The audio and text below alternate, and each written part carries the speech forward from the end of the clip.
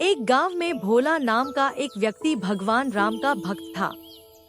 वह दिन रात राम नाम जपता रहता था। जो भी मिलता उससे राम नाम की महिमा सुनाने बैठ जाता था। गांव वाले उसे बहुत मानते थे, लेकिन उसकी पत्नी उससे बहुत दुखी रहती थी। भोला गांव में एक हलवाई की दुकान चलाता था। वह बहुत मेहनत से मिठाइयाँ बनाता था। उसकी बनाई मिठाई दूर दूर तक लोगों को पसंद आती थी। कुछ लोग उससे राम राम करके मुफ्त में मिठाई खा लेते थे। तुम इतने सीधे हो कि लोग तुम्हारा फायदा उठा लेते हैं। मैं तो प्रभु श्री राम का नाम लेकर मिठाई बनाता हूँ। कुछ लोग खरीद लेते हैं और कुछ लोग प्रसाद समझकर खा लेते हैं, लेकिन राम जी के चक्कर में नुकसान तो हो ही रहा है। तुम्हें पता है, राम जी के नाम से जो मिठाई बनाता हूँ वह इतनी स्वादिष्ट बनती है कि ग्राहकों को बहुत पसंद आती है। सुमित्रा उसके इस स्वभाव से बहुत दुखी रहती थी। एक दिन सुमित्रा की एक सहेली उससे मिलने आई। बहन, मैं तो अपने पति से बहुत दुखी हूँ। वे तो कुछ समझते ही नहीं कि दुकान कैसे चलती है। एक काम कर, तू उनकी दुकान को संभालना शुरू कर दे। कुछ दिन तू उनसे कह कि वे मिठाई बनाए, बेचने का काम वह स्वयं करेगी। ऐसे में नुकसान नहीं होगा। अगले दिन सुमित्रा भोला से कहती है, सुनो जी, आप आज से मिठाई बनाओ, मैं दुकान पर मिठाई बेचूंगी। ठीक है, जैसा तुम चाहो, लेकिन दो बातें याद रखना। एक तो कोई भी ग्राहक दुकान से वापस न जाए, और दूसरा सबसे पहले भगवान का भोग लगाना। सुमित्रा दुकान पर बैठ जाती है। वह पूजा करती है, भगवान का भोग भी लगाती है। उसके बाद उसके पास ग्राहक आने लगते हैं। पहले के दिनों की तरह उसकी मिठाई खूब बिकने लगती है। तभी एक बूढ़ा आदमी दुकान पर आया। बाबा, क्या चाहिए? बेटी, मुझे एक मिठाई खाने का मन है, लेकिन मैं खरीद नहीं सकता। बाबा, यहाँ तो बिना पैसे मिठाई नहीं मिलेगी। मेरे पति पहले ही बहुत नुकसान कर बैठे हैं। अब यह सब नहीं होगा। कोई बात नहीं बेटा, वो जो राम जी को भोग लगी मिठाई है वही मुझे दे दो। उसे तो तुम अब बेचोगी नहीं, भगवान का प्रसाद समझकर ही दे दो। नहीं बाबा, कहा न, आपको पैसे लाओ तभी मिठाई मिलेगी। यह सुनकर बूढ़ा आदमी वापस चला जाता है। शाम के समय जब भोला दुकान पर पहुंचा तो देखा भोग की मिठाई रखी है। क्या हुआ, आज बाबा नहीं आए? कौन बाबा? एक बूढ़ा आदमी आया था, मैंने भगा दिया।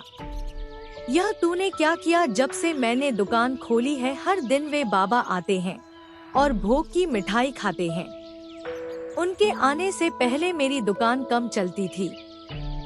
जब से वे आने लगे शाम तक सारी मिठाई बिक जाती है।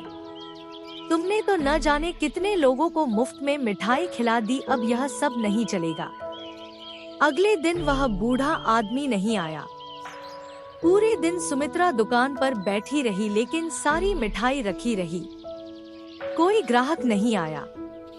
इसी तरह कुछ दिन और बीत गए, सारी मिठाई फेंकनी पड़ी। घर का खर्च भी चलाना मुश्किल हो गया। हार कर सुमित्रा ने कहा, मुझे लगता है आप ठीक कह रहे थे। आप जल्दी से जाकर बाबा को ढूंढ लाइए, नहीं तो हम भूखे मरने लगेंगे। अब कहाँ मिलेंगे बाबा? सुमित्रा रोने लगती है। अगले दिन भोला दुकान खोलता है, भगवान राम का भोग लगाता है। फिर दोनों एक डिब्बे में मिठाई लेकर मंदिर पहुंच जाते हैं। भगवान श्री राम के चरणों में मिठाई रखकर भोला कहता है, प्रभु, आपने आना बंद कर दिया। यह आप क्या कह रहे हैं? ध्यान से देख श्री राम की मूर्ति को। सुमित्रा मूर्ति देखती है तो उसकी आंखों से आंसू बहने लगते हैं, क्योंकि मूर्ति के अंदर उसी बूढ़े आदमी की झलक दिखाई दे रही थी। प्रभु, मुझे माफ कर दीजिए, आप स्वयं भोग लगाने आते थे। मैं मूर्ख आपको पहचान न सकी। मंदिर से आकर भोला ने दुकान खोली। उसकी मिठाई पहले की तरह बिकने लगी। लेकिन उस दिन से प्रभु राम नहीं आए।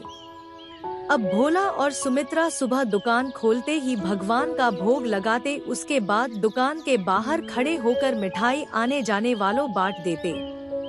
उन्हें आज भी इंतजार था कि शायद प्रभु किसी और वेश में आ जाएं। मैं भोला नाम का एक व्यक्ति भगवान राम का भक्त था। वह दिन रात राम नाम जपता रहता था। जो भी मिलता उससे राम नाम की महिमा सुनाने बैठ जाता था। गांव वाले उसे बहुत मानते थे, लेकिन उसकी पत्नी उससे बहुत दुखी रहती थी।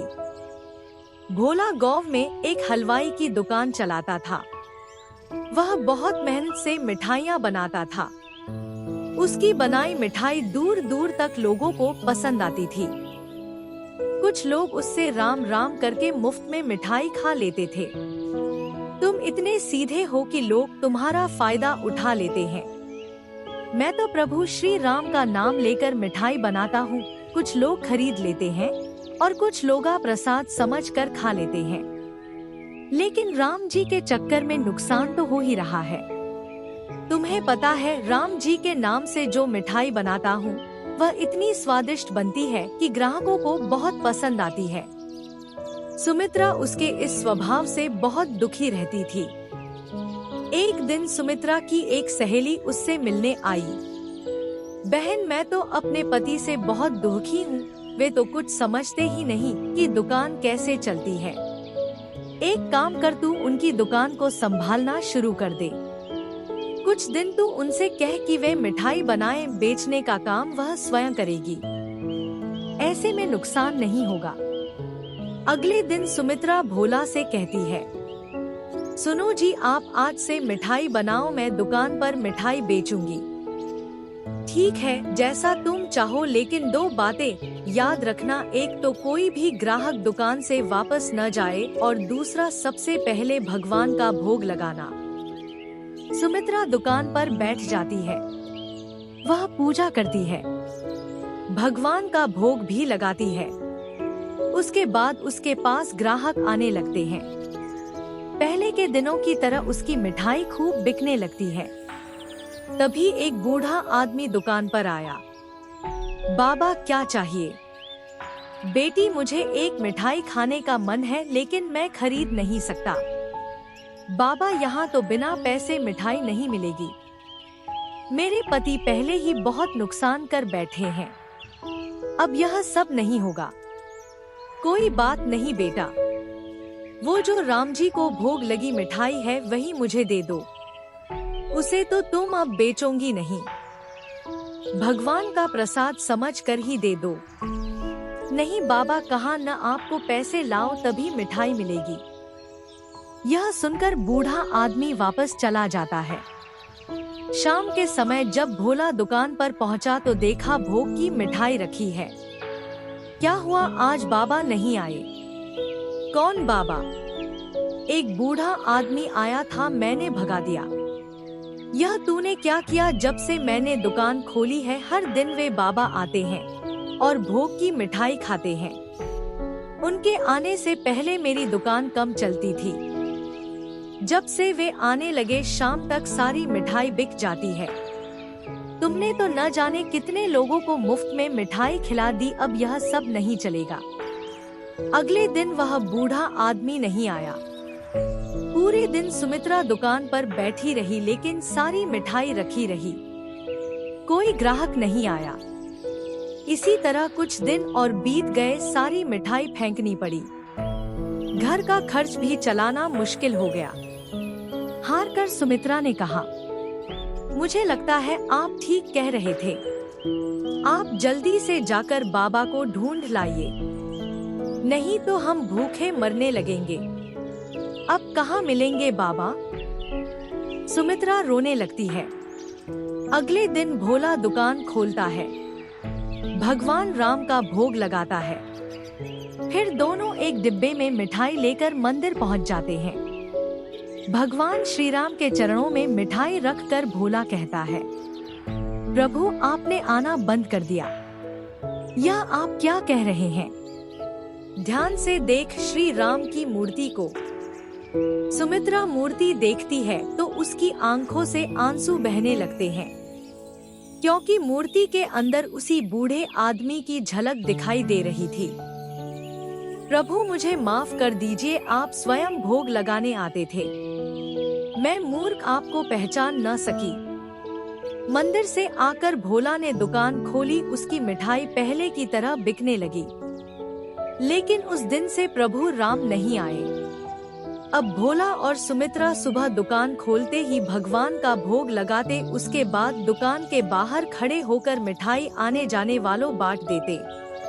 उन्हें आज भी इंतजार था कि शायद प्रभु किसी और वेश में आ जाएं।